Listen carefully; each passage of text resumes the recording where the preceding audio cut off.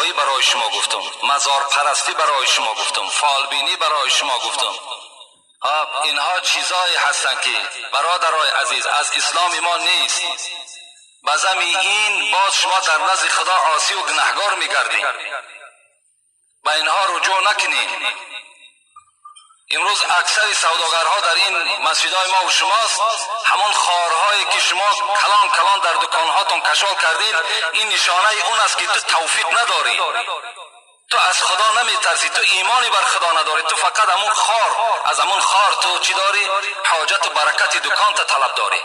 اون خارها را از دکانات دور کنی. نلهایی که در دروازه هاتون آویزان کردین اونها را دور کنی.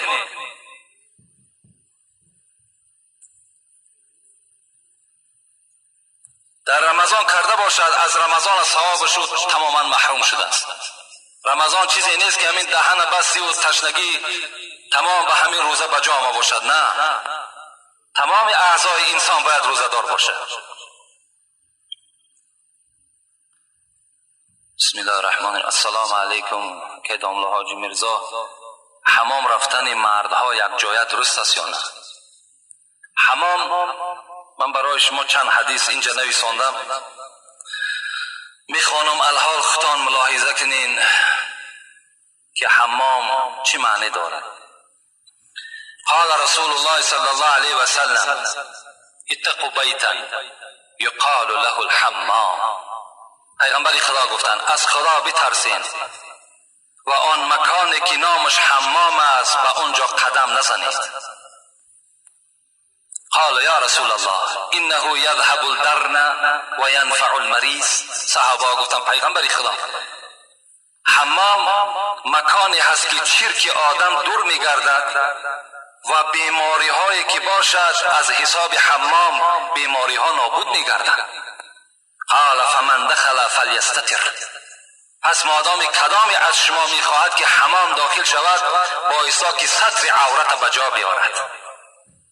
رسول اکرم در آخر گفتند از این خاطر وقتی شما حمام میدروین، جوانای عزیز یا پدرهایی که حمام میروین، اولا حاجت به حمام نیست.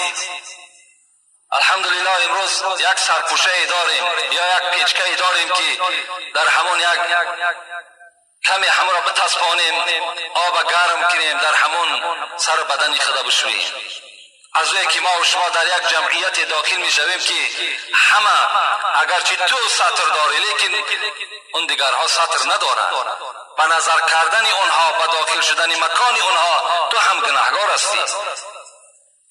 حضرت سلمان فارس از ما و شماست، میگوید 3 بار گفتن حضرت مردن و زنده شدن را به عهده دارم،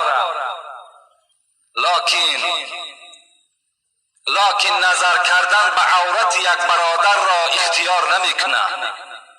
3 بار حضرت گفتند مردن و زنده شدن را به عهده دارم. این مردن خیلی کاری مشکل است، جان دادن خیلی کاری مشکل است.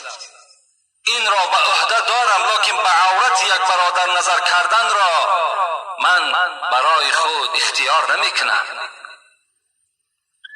من کان یؤمن بالله والیوم الاخر. این نسائی هم روایت کردن، ترمذی هم روایت کردن، حاکم هم روایت کردن. چی گفتن؟ کسی ایمان بر خدا و ایمان بر روز قیامت دارد، چی میگوید؟ فلا يدخل الحمام الا بمئزر. پیغمبر گفتن داخل نشود حمام را مگر با سطر عورت. و من کان یؤمن بالله والیوم الاخر فلا يدخل حلیلته الحمام. کسی ایمان دارد، ایمانی بر روز قیامت دارد، ایمانی بر خدا دارد، با ایسا که اجازت ندهد که زنی او حمام رود. برای زنی وی هم داخل حمام شدن هم اجازت ندهد.